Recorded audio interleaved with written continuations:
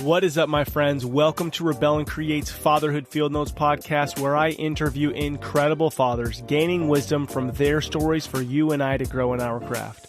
I'm your guide, Ned Shout, father to 5 kiddos, currently ages 9 to 16, and husband to my rad wife, Sarah, working on her 18th year of marriage. So yep, I'm in the thick of it, the adventure of fatherhood, and I'm working daily to rebel against the low expectations for fathers and create a world where fathers know who they are as they show up for their families. You and I have the greatest opportunity to impact our world through the way we embrace our fatherhood role. I believe the role of the father is to serve, guide, provide, protect, and have fun in the messiness of it all. Today's guest is LeQuan Hylton. We have an incredible conversation, including how to be a man your children admire and how to be a man that makes amends. Enjoy meeting my new friend, LeQuan. All right, welcome to another episode of Fatherhood Field Notes. Of course, I'm smiling ear to ear because I love talking about fatherhood, one of the most important things. And I'm really pumped to meet my new friend, LeQuan Hylton. LeQuan, welcome to the podcast. Thank you so much for being here. Thank you. Yeah, man, our good friend Rod Powell had said that you were a great dad and that you should be on the show. So I believe you said you guys live in pretty close to each other, but quick question is, when I asked Rod, hey, who's a great dad that I should have on the show? Why do you think your name came to his mind? Well, Rod he's an amazing guy. And I think that what I found is a lot of people that are really good, they travel together. I think you attract the same type of people. So I met Rod through a mentor of mine who's also a great dad. And he told me, said, hey, you got to meet this guy, Rod. And I was like, okay. So that was like last year. And since then, I mean, we probably talked almost every day. Guy's great. He's amazing. And, we just share the same value system. I'm not going to hang out or be friends with people that don't have the same value system that I have. And so that's probably why he recommended me. I'm thankful for that opportunity. Man, beautiful. Because I was going to ask, I think there are a lot of dads out there who roll somewhat solo, who feel a bit alone. And I was going to ask you, like, you run with the same tribe or like-minded people, but there's 2 things that you said that stuck out to me that just came off the tip of your tongue. One was a mentor of mine introduced us. So clearly you're seeking some leadership in your own life, right? And then second was core values lined up. So that means at some point in time, you made a decision about what those values are. Right. Absolutely. And I think that, as men are listening to that, those are 2 key things. Like, one, listening to the podcast, that's killer, but maybe you're on a run or in your car or falling asleep or whatever, but to go and start doing the work and to reach out, hit me up on an email or hit up a guy you see that's a great dad or husband or financially fit or health fit, whatever, and say, hey, I got some questions. Can we hang out? Grab a beer, a cup of coffee, whatever it is that you do. And see where it goes. And I think, a lot of times that's how it all starts, is just making that ask. Yeah, absolutely. Absolutely. So a couple questions just to get out the gate. So who am I talking to? LeQuan, how old do you find yourself today? How old do I find myself? Age-wise or? Yeah. I'm 39. 39. Yeah, so okay. I'm 39.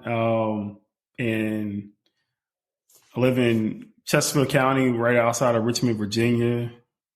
Grew up in a single parent household. My father wasn't in the same household that I was in, but he played a big part in my life. Learned a lot from him. Got to see good, bad, and ugly. In terms of growing up, my dad was he was an interesting guy. I mean, he's a great guy. I got to see him get saved and join the church and get on the usher board and do a lot of good things later in his life. But he was a Rolling Stone early in his life, but I really got to see that transformation. I actually got to live with him while he was going through that transformation. And so that was interesting. And my mom is just wonderful, just like my dad. She's been there for me my whole life. We own a real estate and construction firm, and she works in our firm. And I'm thankful for her every day. She's super important to me. the words thank you and I love you just cannot mean as much as I would want them to mean to her. Those are just simple words, but she's really been a big, complex part of the making of who I am, and thankful for her. Beautiful. Well, I'd love to get more into that, learn more about your story and learn more. I'm just going to ask you a couple rapid fire questions and just to set a little bit of a setting here. So you're 39. How many years have you been married? So we got married in 2016. So that's like almost 6 years. Yep. Almost 6 years. And then kids? Yeah. So we have two little girls. I have a 3-year-old and a 4-year-old. Nice. Back to back, huh? Yeah. Love it. Love it. Okay. So married 6 years, waited a little bit to get married, 2 little girls right now. And then what do you do for a living to provide for the family? And I kind of bring this up every once in a while. Why do I ask this question? On one level, I hate this question because a lot of times men size each other up based on what they do. But the reason why I bring this question up and I mention it, every few episodes is that it's a reminder that fatherhood is a level playing field. If you make $60,000 a year or, $10 million a year, in between that is a whole bunch of different careers and jobs and business owners and this, that, and the other. But when you come home with that first baby, when your kid gets their first boyfriend, girlfriend, when your kid gets their license, all these things, doesn't matter where you fall in that ranking, if you will, fatherhood's a level playing field. So when it comes to what you do for a living, what is that for the family? So we do affordable housing and office space. So we do third-party property management and construction, and we have a bunch of properties that we own and rent out for both residential units to live in and also commercial office space. Okay, and I think you said that's a family business, right? Yeah. So like about back in 2010. My mom, I was kind of talking to her about some issues that I saw in my research. I got to have a PhD from Virginia Commonwealth University in Public Policy Administration. So I was doing some research on housing, and I saw some issues pop up in affordable housing. So I was venting to my mom one day, and she said, hey, why don't we buy some houses and, you're pretty handy. We can fix them up and rent them out. And that kind of grew. My wife joined, and she bought some also. And so that was really good. And then in 2015, we started Hylton & Company, which is a property management, real estate firm, also construction firm. So we help people buy, rehab, and rent properties in the Richmond, Hampton Roads, and Northern Virginia areas. Love it. Love it. So I want to ask you this question, LeQuan. Becoming a father, and this is relatively new, the last 4 years for you. What's something you learned about yourself, right? So I just want to paint this picture, right? You're a teenager, you're in your 20s, college, you're, maybe living on your own, living with friends. And then some point in your 30s, you got married and then you had a couple kids, right? So there's all this time where you're learning about what it means to be a man, a human being, a friend, this, that, and the other. And then boom, kids come. What's something you've learned about yourself, whether it be when your kid was born, 1, 2, 3, or now 4 years old? So I always knew that I wasn't perfect and that I made mistakes. Yeah. And so as a dad, what I've realized is that's life, and happens. And what you have to do is be man or woman, about it and apologize and make amends and then make change in your life. And that's really what fatherhood has taught me, is to really have that belief that I'm going to live my life. I'm going to do everything I can not to offend anybody or to do the right thing. I'm always want to do the right thing, right? But at the end of the day, if I make a mistake, I'm going to go back. I'm going to say, hey, I'm sorry. How can I make that person whole, make it right, and then move on from life with the growth that I've learned from that thing that I did. And so that's what fatherhood has really taught me, is just really just continue to do your best. Every day, get up and do your best. Yeah. And I love that. And it's to say, hey, wake up every day and do your best. But there's 3 steps that you just said, which we could probably wrap about this whole conversation, write a book about, and spend our life working on. And they're really key, what you said. One is I realize life is messy. Okay, I'm just going to accept life is messy and use the word not perfect. But then you said it in a couple terms, but the ones that I really picked up on is because it's messy, there are times that you need to make amends. And I think that words for fathers is like, as the role of the father, you get to mend things in your home, right? And we all talk men are fixers, but to mend whatever the messy, if I cause the mess, go mend that. You also said make it whole. And I love that idea. Like, we have a huge responsibility to make it whole. But then you said the third step, which is make change, right? So don't be that dude who's like, hey, I'm sorry I yelled at you because I had a tough day at work. And then the next day, hey, it's like over and over and over. It's then make change. And I think that simple 3-step process is huge. And fatherhood definitely does give you the opportunity to do those 3 steps on the regular basis. Yeah.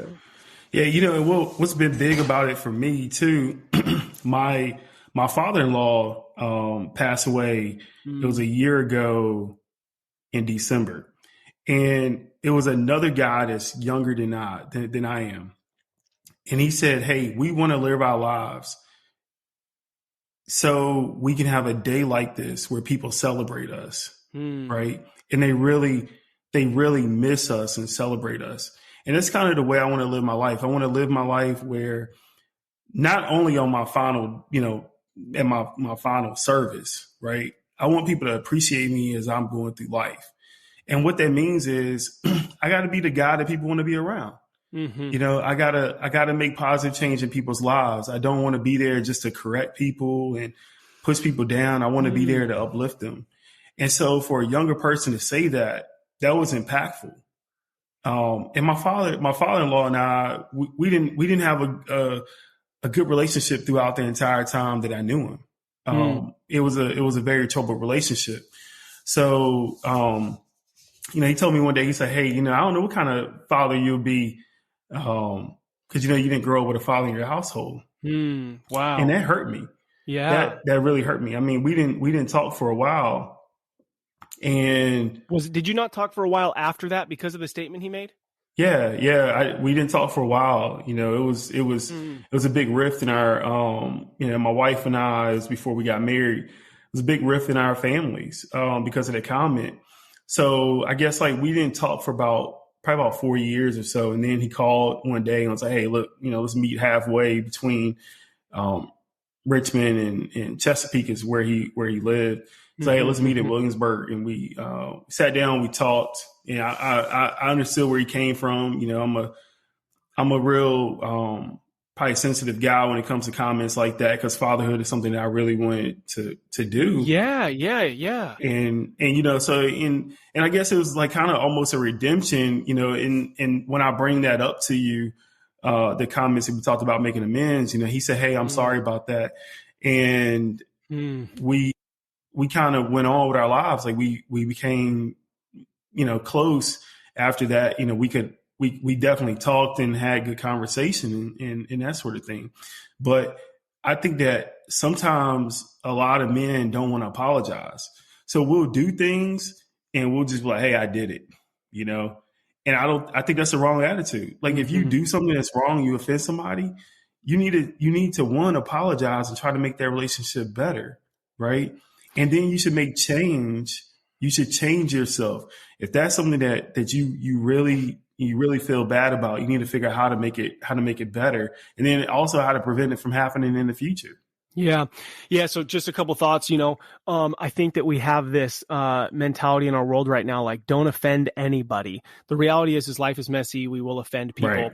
But you made a comment, if I do something, and I just want to separate the two, right? Because I think that sometimes we are given an opportunity where we lovingly may need to stand up for what we believe in, and it might offend somebody. But something you said is, if I'm feeling bad about the way that my interaction with a human being is, we know if we were a douchebag, we know that. Right. And if we were, then we need to make amends. And so I just want to kind of clarify those two. Now, going back to your father-in-law, this is such a key. Okay. So I'm 38, you're 39. I'd say a majority of guys, are between, 28 and 50 probably listening to this. And I think that there are some insecurities we all have in am I a man and a father, a good husband, these things. And I really want to point this out. You and I have this opportunity to invite men into their role as fathers. Now, first off, your father-in-law didn't do the best job right out the gate, right? He was like being negative about your background that you had zero control over and basically saying because of that, you wouldn't be a good dad. And it was hurtful. And especially from a guy you kind of look up to as a role model, whether you admit it or not, right? I did. If he said I looked up to him. Yeah, if he said something positive and said, dude, I'm here for you, right?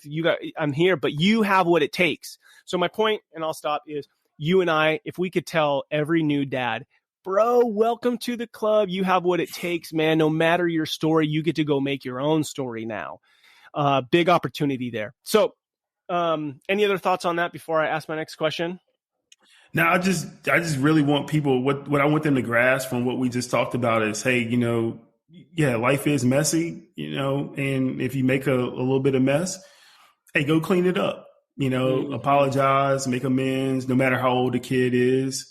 I was in, probably my early 30s, and my dad, was, we still would have hard conversations. Be like, hey, dad, hey, son, I didn't think that all the way through. Hey, apologize for it. Here's my thoughts on that now. And I'm like, all right, cool. I really respected that. So people are people, and we all know that we can't walk a straight line all the time. We're going to have some things pop up, but just go back and make amends and try to live peacefully, Mm-hmm.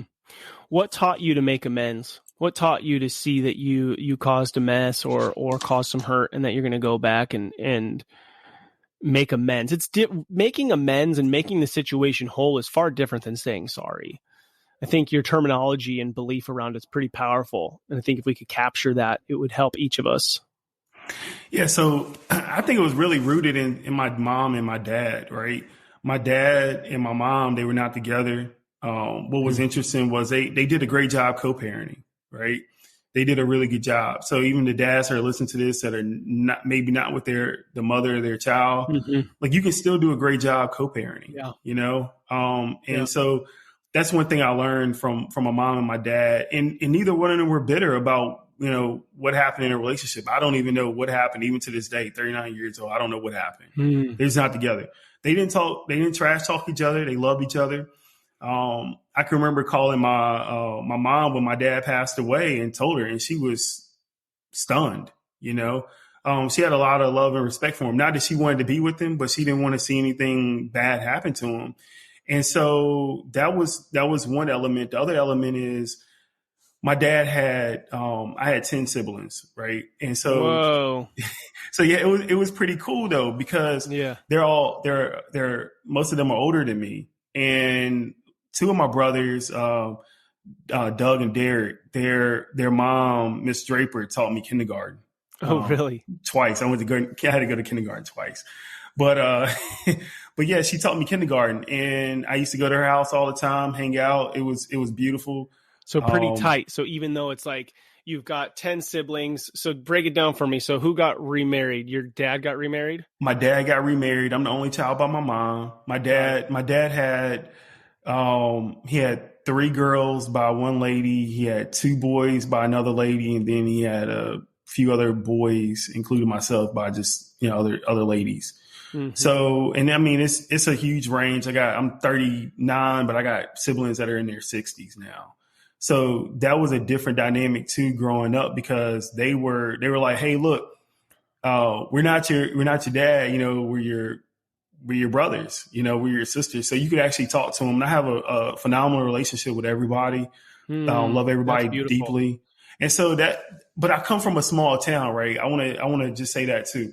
I come from a really small town, Martinsville, Virginia, and it's a very loving place. So people really take care of you in a rural area. They make sure you got food. They make sure you're doing your homework. They don't care whose kids you are. They just want to help you out.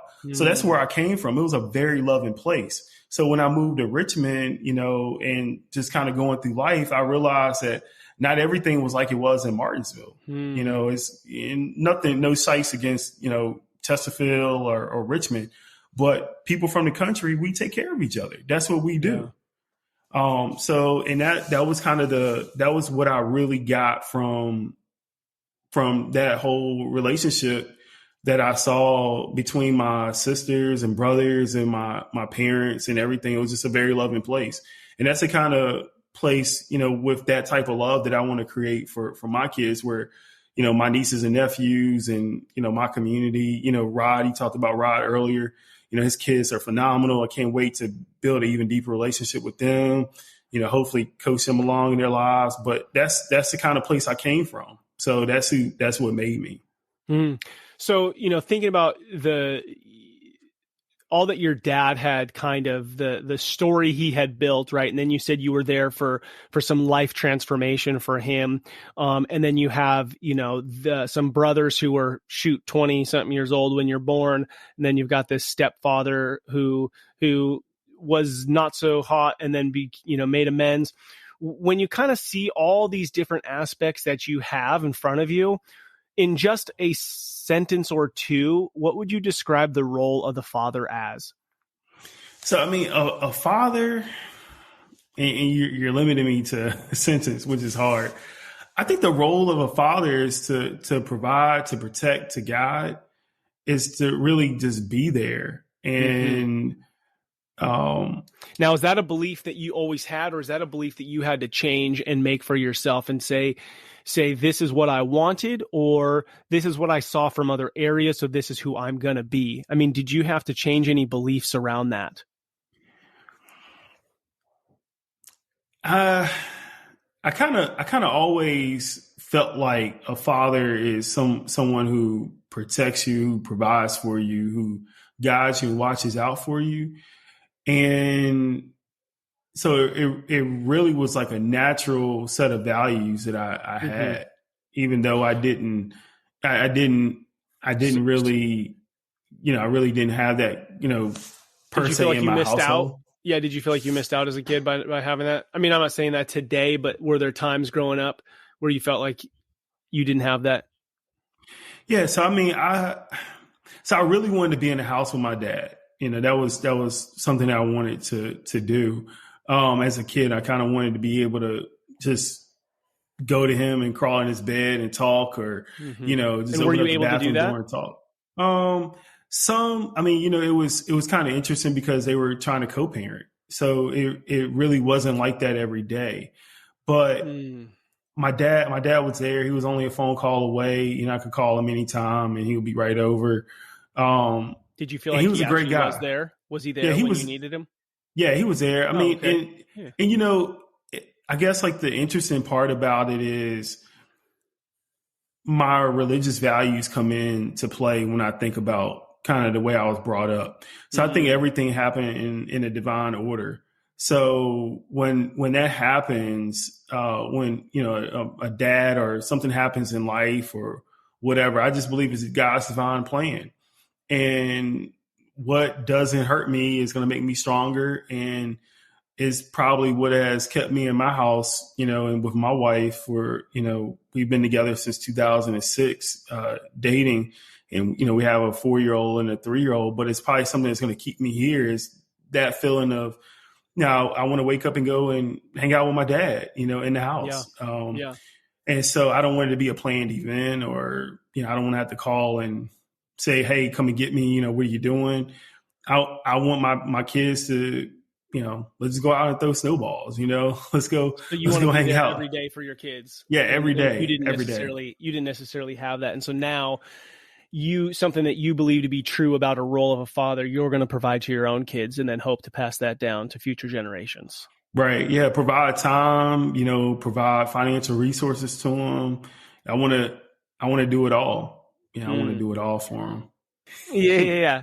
All right. So this podcast is called Fatherhood Field Notes, and you're already doing it, right? I mean, we're opening up. We're talking to family. We're talking, your field notes are open. You're sharing your life vulnerably, which is beautiful, and I appreciate it. The mantra behind it is rebel and create. And the idea is, like, as men, we have something in us. We want to fight. We want to rebel. We want to go to war, go to battle. So, but we don't want to just be destructive for destructive's sake. So what is something that you are rebelling against in the world? And then what is it that you're hoping to create out of that battle? So for me, what I'm rebelling against is the theory, the idea, the value set of some people that say you can't be great in both business, at work, outside of the house. You can't be the man, right, outside the house and the man in the house, right, at the same time. And I believe that we can win on multiple playing fields, right, as dads. So that idea, and that's what I'm rebelling against, the idea that you can't be good everywhere you are, but you take you wherever you are. So if you can be good in business and you can strategize and figure out how to make a business successful, right, then you can strategize on how to make your life better as a father and a husband. And so I'm rebelling against those naysayers, those people that say you live in a or world, and I'm gonna be an and guy. I'm gonna be a great dad, a great business person. I'm gonna be active in my community, and I'm gonna do all the other stuff. I'm gonna be a great husband. I'm gonna do all this great stuff. And that's what I'm rebelling against. I love it. So you're creating really a holistic life and the things that you want. It's like, I got this one life, so I'm going to live it well. So what are some tools, tricks, traits that you utilize to help you do that and not get burnt out trying to get it all and pack it all in the calendar? What are some things that you do to help you be the man in the home and out in business and community? So I think that, one of the things I do is just having a set schedule and being systematic about what you're doing, right? And not having idle time. I feel like when I drop my kids off at daycare, I have that set of time to go be successful in business and handle everything I can. And if it runs over, my wife will kind of pick them up, or, we'll work it out, right? But when I get home, I'm going to run just as hard being a dad. And I'm going to take off the work hat, and I'm going to try not to answer my phone. I'm going to try not to look at emails. I'm going to be very intentional about the time that I'm spending with the kids and really just maximizing that time. Even on the weekends, even if you're like, I might ride and look at a house or go check on a project. The kids are in the car with me, use it as a nap time for them. When they wake up, we run in, take a look at it, do what we need to do. And then we go to the park. I took them to a new park the other day. It was so fun. We did this. I went and checked on a property and had to do some things. And it was a park. And I was like, oh, you know what? I'm going to take them to this park. They've never been over there. They have a big hill over there. Oh, man, we're going to have fun. When they got some Chick-fil-A on the way there while they were asleep. When they woke up, we're at the park. They're so excited, right? And so it's really trying to find those times where you can really work both in your professional area and then quickly turn it off, just like in my story, turn it off and go be dad, And so how do you do that? How do you turn it off and go be dad? It's like, if I'm grinding hard at work and I got projects and I got plans and I got dreams and I got goals, and it's 3:00 and I said, I'm getting off at 3, and, entrepreneur, business owner, you're not getting it all done. So how do you say, nope, I'm leaving most days? And then is there anything you do in that transition to then not be thinking about work or checking your phone the rest of the day? I kind of need the downtime, and I really enjoy being a dad. So I love watching Frozen, my wife was laughing at me the other day because I was watching Trolls. The kids were not even in the room. They had left. And I'm sitting there oh man. So, it's really like rediscovering my childhood is really giving me a mental break from what I'm doing at work. And what it does is, while I'm getting that mental break from work, I'm actually sharpening my sword. So then I can come back and I can be better at what I'm doing as a business owner. And so that's been really great. So, and the other thing that's really helped me out, and I would be totally remiss if I didn't say this, right? So my wife is a pharmacist. She worked for a pharmacy for 10 years. When we had our last kid, she said, "Hey, I don't want to go back to pharmacy. I feel like God's telling me to come and work with you at Hylton and Company." She actually said, "Work for me," and I was like, "Nah, no, nobody works for me. You work with me. It's a circle table." And so, and the reason why I say this is because I value everybody that works with us, right? My mom came and she's like, "Hey, why do you ask me my opinion all the time?" And I'm like, "Because your opinion matters, right?" And so that's super important, right? that I have my spouse that works with me. And that makes it a lot easier because she understands what I'm going through. She's checking my emails. She kind of knows exactly what's on my calendar and how busy a day might be. And she's able to really come in. So honestly, I'm not able to be all I am without her. And that's important.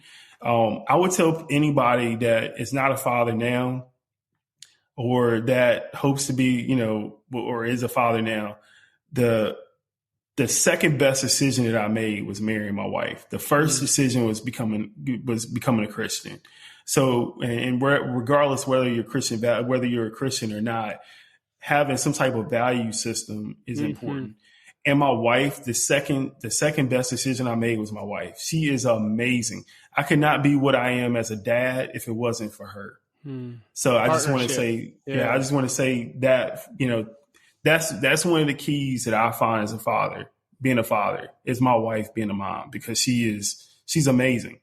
And we don't have gender roles. Hey, I wash dishes, I fold up clothes, I clean the house. It doesn't matter. It's like we just jump in and do whatever we need to do. If we need to go show a house or go check on a project to drop material off, either one of us is available to do it. And that's really the brilliance that I think that a 2-parent household has brought to the table for me. And seeing my mom struggle as a single mom, it was hard. I remember being in the back of the class and my mom going through college, undergrad and grad school. And, so coming into a 2-parent household, we're trying to run as hard as we can. And when you got 2 people giving 100%, it's just amazing. Love it. So I want to ask you a few questions based on, the questionnaire that you answered in preparation for this podcast. One of the questions I'm going to ask you at the end is about legacy, but you made some comments in there that I want to dig into. And you talked about leaving values and beliefs with your kids that kind of go beyond you. And I bring it up because you just made this statement a moment ago, as you said, hey, my first decision was being a Christian. Second was my wife. But hey, if you're not a Christian, just have a value system to basically live life by, right? And so I think we talk a lot about values, like live your business or your family by your core values. What are your core values? But I really love this word beliefs, and it's been on my mind a lot, like what do I believe about money? What do I believe about time? And I can make a statement, this is what I believe about time, but if I looked at my calendar, does it reflect it, right? So are my actions actually following what I would say my beliefs are? So I want you to talk about this a little bit, the value, the importance of living your life by values and beliefs and having a foundation to live your life. So I kind of just spitball a bunch of stuff just now. Where's your head going with that? So,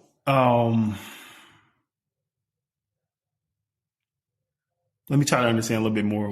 So let me ask this question. Okay. So let me ask the question a different way. In looking at your, the form that you filled out prior to the podcast, the last question's about legacy, which I don't want to ask yet. But in there, you said you wanted to pass on values and beliefs to your kids, like beyond you.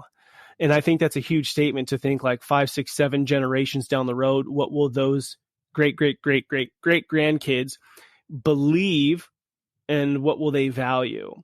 So tell me a couple things that you would put in that bucket, that if you were to be able to go into the future and see, future Hylton, adults 500 years from now, what are a couple values and beliefs that you would want to see? And then how does that impact how you're living your life today?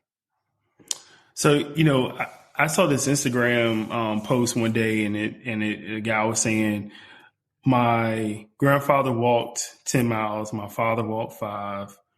I drive a Cadillac. My son drives a Mercedes. His son drives a Ferrari, and his son will be walking again. And so when I say I want to create this value system, right? I'm hoping that I can implant a set of values, right? Christianity, love for people. I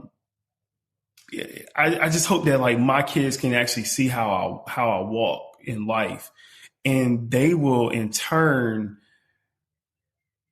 have the same value system. So, like my kids, I want to create an environment where they can explore and we can challenge their thoughts through the world, right? I want to teach them Christian values, So how do you do that intentionally? So let me ask that. Obviously, most of us are impacted by our fathers and mothers, not by the things they said, but by the things they did, right? Yeah. So I get that, right? I mean, if I have a family meeting every Monday morning, that's going to be less impactful than the way that I show up in the world every day. But is there something that you would say either that you do intentionally with your kids now that you think builds towards that value and belief system, or is there something you personally do daily or weekly that would point them to see that in you? Yeah. So like my wife's family, they have a prayer call once a week. So they see us, they see the entire family come together on a conference call and that's and cool. pray. Okay. And so, and they, we've been doing it for like years, probably for about 2-3 years, and it's on our calendar. It's happening. That's what we're doing at 9:30. We're doing it at night. So 9:30, what day of the week? It's on. Well, they were doing it 2 times a week on Wednesday and Thursday, and now they just kind of pushed it back to one day a week. And who leads that? So my wife actually is one of the leaders of the prayer call, and this is they just actually your family. Right. Well, her side of the family, they all get together, they pray, and then since the kids, if she's leading it, then I have to take the kids and we have to go into another room because they'll interrupt her. And so, but it's important that they know that we're talking to God and that we have that connection, especially in the COVID environment, because I got a 3-year-old. She was just born right before COVID happened. So she hasn't had the opportunity to be physically in church, but now she knows God because we practice those values in our lives. It's the music that we listen to in our cars. It's the things that we talk about. She sees us doing that sort of thing. So that's one value. That's one value set that I hope that they get from us, that they will, if they believe if they're Christian and they believe in Christ, great. But if they decide they want to be a Muslim or anything else, we don't care. Just have a relationship with a higher being, right? And we want to create the opportunity for them to actively explore their world to make those decisions, for themselves. So it's not like, for us, it's not like we're just putting them in a room with kids that look like them or come from the same background. We want them to have a diverse perspective. So, our daughters, they know sign language. So it's like, it's that diversity piece is important. So why do they know sign language? They teach them that in school. So, if they want them to be able to communicate with people. And that's one of the reasons why they teach them that. They teach them Spanish. It's a few other things they teach them in order just to show them that the world is not just about you and the way you operate. It's other people that operate and communicate totally different, and you need to learn how to operate and communicate with them. So I want to definitely make sure that we do that, that they see that value set. Also want them to see us donate to legitimate organizations and people, when they're, running for political office and that sort of thing, that have the same value set that we do. And so when they get toys for Christmas, we have a tub of toys that we donate, and trying to tell them, hey, you can't break everything that you get because you're going to outgrow it, and we're going to need to give it to another little girl, little boy, so they can have something to play with. And during Christmas time, getting an angel tree, we do that with them and go shopping. So, hey, it's another little girl that's 4 years old. What do you think she wants? And them thinking outside of just themselves. I don't want to raise self-centered kids. I want to raise kids that really want to be involved in their community. And that's huge. And that's one of the things that I hope that they get from us. Yeah. And I mean, even what you do for a living is create affordable housing, correct? Right. Absolutely. Yeah. So, I mean, your kids, you started off by saying the things you do, and you just kept rolling, right? And it shows that it is just part of your ethos of your family, right? It's part of what makes up the Hyltons. And I just love hearing those things. And I hope that other dads are inspired to create those things in their household, because it's such a huge opportunity to not just focus on what I do outside of the home, but is it a reflection of what we do inside of the home as well? In just staying in line with that, another thing you talked about is, your daughters have dreams about what they want to be, and that you want to create an environment for them to be able to seek out those dreams. What does that mean? Especially when you're looking at, okay, you have little girls, right? And little kids have dreams. And sometimes you'll see parents say, oh yeah, you don't want to be a police officer because X, Y, Z. You don't want to be a doctor because they work all the time, whatever, right? You see parents kind of squash it. So what's your belief or value, or how do you approach your kids' dreams and then coming alongside to support them? Yeah, so very similar to what my parents did for me. When I used to tell my dad I want to be a firefighter, a police officer, and I want to be in the army and all this other stuff, right? He used to say, yeah, you can do it. My mom used to say the same, hey, yeah, you can do it, and we'll be there to help. And so it's the same thing that I tell my kids. When my daughter, for Christmas, we got her a white coat and some scrubs. We got both of them, white coats and scrubs, and they have their names on them, Dr. Emery and Dr. Carter. That's right? Cool. And we also got them some police uniforms because they say that, hey, I want to be a doctor and a police officer. And that's okay. That's great. I want them to be both. Right. And I want to create an environment just like I was raised in, where it's not a either or environment. Right. It's an and environment. So you can do this and that. You can't do either or. That was not the type of environment I was raised in, where people told me I could do either or. They told me I could do and. So, and that's what's made me successful today. When you talk about real estate and construction, it's an and there. I do real estate and construction. I know some people that only do real estate, and then I know some people that only do construction. But we do real estate and construction, and we're good at it.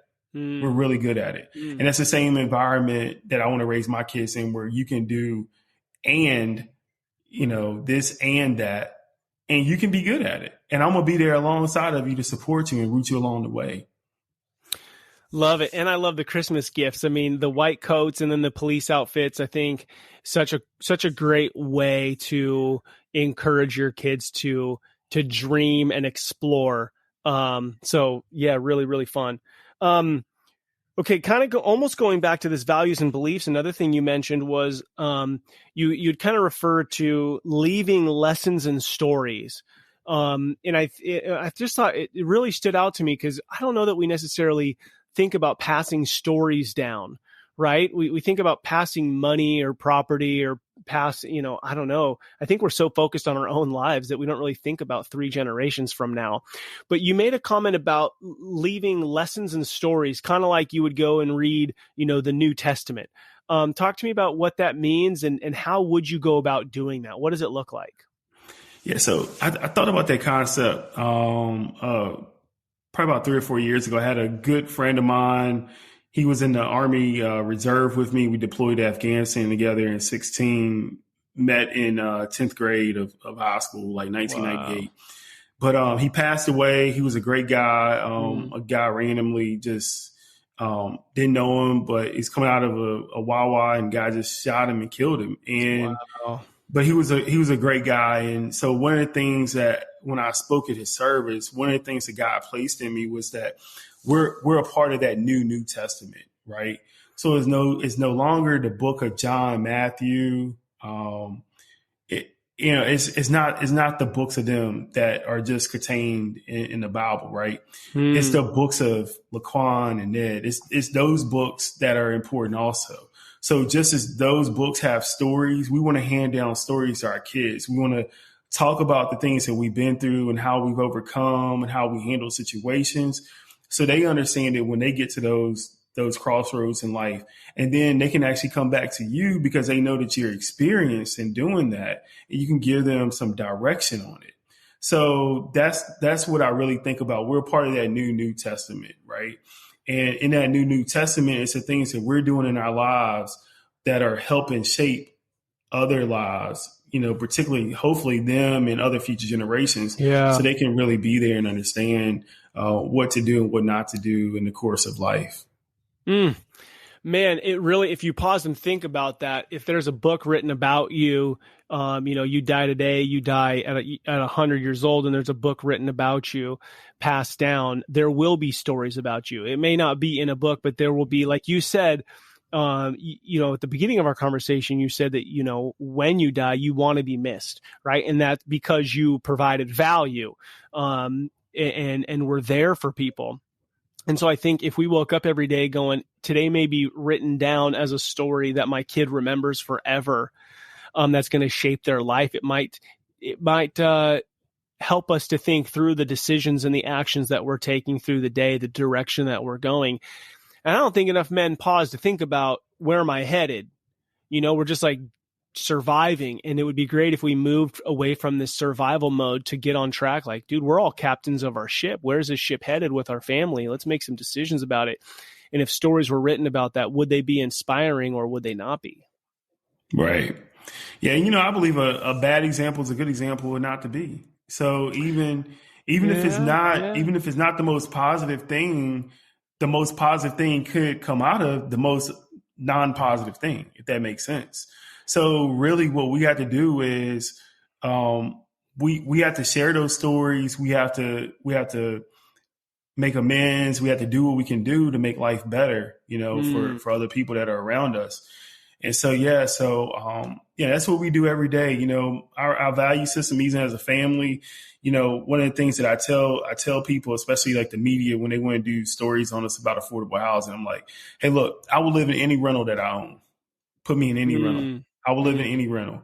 The same tile floor that we just put in our primary bathroom and laundry room and in our guest bathroom, they're the same. It's the same tile that we put in our rentals. Wow. So when our kids see that we're actually putting things into other people's houses that are on affordable housing, we're putting that stuff in their house and then we're putting it in our house. I think that's big. That's the best story huge. You can tell. Yeah, that's huge. So it's like, it's really trying to really show your family like how you can actually live life in how you can give, the things that you can give. And the things that you can give should be the same things that you want to receive. That's so good. Before I ask my last question, I want to ask you one question. You can dodge this if you want. We can cut it out. But you had said that you saw your dad die. Yeah. Do you want to take a couple minutes, because you made a statement around that I really would love to capture the meaning behind it? Yeah. So I'll tell the story. I knew my dad was sick. He had a stroke. So one day we were talking to him and he was, everything was good. Life was good. And honestly, later that day or, a day or so later, he had a stroke and he was sick for about 7 months. I was working I was in my PhD program, working in the business and working a full-time job. It was crazy, but, I drove, every few days to shave him and check on him and make sure he was good. And he couldn't talk, well, but you kind of knew what he needed when you were there. And so the day that he was going to pass away, my sister called me and she's like, hey, you're the baby. And I think dad is kind of waiting on you to, let him know that you're good. And my dad had told us that, since he had me, later in life, he said, hey, he hoped that he would see me get grown. That was his prayer. And he said that, God had answered his prayer. So she was like, hey, I think you need to come home and just kind of spend some time with dad. So I was like, okay. So I came home and I knew that it was time, and so I went home and, held his hand and, we were there for a few hours and I told him how much I loved him and respected him. And, he was a man of faith and I'm glad that he shared his value system with me. He was a great guy. And, I felt the last pulse, Wow. I felt the last pulse in his body and I turned to my sister and my stepmom and my wife and I said, hey, he's gone. And I said a prayer. I said, hey, God, I thank you for every moment, every second, every moment, every hour, every day. That gave him to us. I think he was an amazing person. I think that the older I get, the more I understand where he was and what he was doing. Yeah. And I hope that my family, my girls, will feel the same way about me that I feel about him. Mm-hmm. And the same way that my wife, feels about her dad. Her dad was an amazing guy, and I admired him. You raise 3 kids, you're in the house every day. And, I saw it. I saw him when he passed away. My father-in-law, we came in shortly afterwards and we saw him. He was just laying there, and it was hurtful, but at the same time, like, it gave me life, right? Because what I realized is that I want to die exhausted. Like, I want to work a full day's worth of work, and I want to die exhausted. So, when people are like, I want to die exhausted, what do you mean? So, like, I'm on the planning commission for Chesterfield County. I sit on a bunch of boards. I get up like super early in the morning. We stay up late at night. I mean, sometimes we're up to like 3-4 o'clock in the morning working. And just to make sure that people have a better place to live, like a house key is a big thing, right? And so I want to be exhausted when I die. Like, I really want to be exhausted. I want to feel like I got everything out of me. Like, when I get to the gate and God is like, you did it, like, high five. That's what I want to feel. I don't want to feel any regret. I don't want God to say, hey, I put more in you and you didn't get it out. So I want to die exhausted. I really want to die exhausted. I want to die like my dad and like my father-in-law. I want to die exhausted. I want to get everything that God has given to me. I want to get it out. Mm-hmm. And so that's where I live every day. I want to be exhausted. As a father, as a business owner, sitting on boards, whatever it is, helping people in the community, I want to die exhausted. I want to just pass out of just, being exhausted. And you know how it feels. You know how you've had one of those exhausting days and you just can't wait to hit the bed and go to sleep. Oh, yeah. That's the way I want to die. Like, I want to be like that in life. Yeah. Man, LeQuan, that's I love what you said. I want to die exhausted, and then I want to get it all out of me. I want to get everything out of me. So what a great way to live, which leads me, we've talked about it a lot, and you just really ended this well, but I will ask this question as it really just relates to your daughters, and if there's anything else you want to say about it. But you've really, this whole conversation have just painted such a beautiful picture of the life that you're leading and guiding your kids to be a part of. But when you think about legacy, when you think about 30 years from now, you meeting your girl's husband or, future husband, and you're seeing them in their home married with kids. What are the things that you see in their home, and that that your actions today and tomorrow and the next day played into what that looks like? I think it's really the intangible, right? Just how you communicate and you operate as a family. And the way we communicate and operate as a family might not be the way that they communicate and operate as a family. But I want them to find whatever success looks like for them, and I want them to do it. And so that's really what it would mean for me, is to see them in a very intangible way work together as a family unit to make their kids' lives better. So that's what I hope to see if I visit their home. LeQuan, this conversation has been really rich. I love the man that you are. I love the story that you're writing. I love all that you do to give the most every single day, to love your wife, love your girls, love anybody who comes across, and then many, many, many families who you may never meet, providing homes for them to be able to do the same thing that you're doing in your home. Keep at it, my friend. Keep doing what you're doing. Keep loving people the way that you do. And I just look forward to seeing all that you accomplish and all the lives that you touch while you get to be here walking on this earth, man. Hey, thank you. Hey, one thing I did want to say, it's been three definite people in my life that have just kind of helped shape me. And I want to just talk real candidly about that for a moment. So one of the people that has really helped shape me is my Uncle David, right? He lives in DC, he lives about 2 hours away. But what I love about him is he had 2 kids, and he was a great father. He was a great uncle. But he used to travel to Martinsville, which is about a 5-hour drive. He works, he's in construction. He's retired now. But he's a drive 5 hours and do little handyman stuff for my grandmother at her house and also for my mom. And it was amazing. And just seeing him as a dad and as just a man in general has really been touching for me. He and also my Uncle Ben, who passed away a few years ago. So just seeing how they took care of the family, not only their family in their house, but the community. That was big. Then one of my mentors in the Army, General A.C. Roper, he's a 3-star general. I was his aide de camp when he was a 2-star, but he was great. He would be like, hey, I can't do such and such because that's my daughter's birthday, or, hey, we're moving my daughter into her dorm room. Yeah. And he was like, hey, I can't go anywhere on that day. And he was a 2-star general, and he's now a 3-star. And he was also the police chief in Birmingham, Alabama at the same time.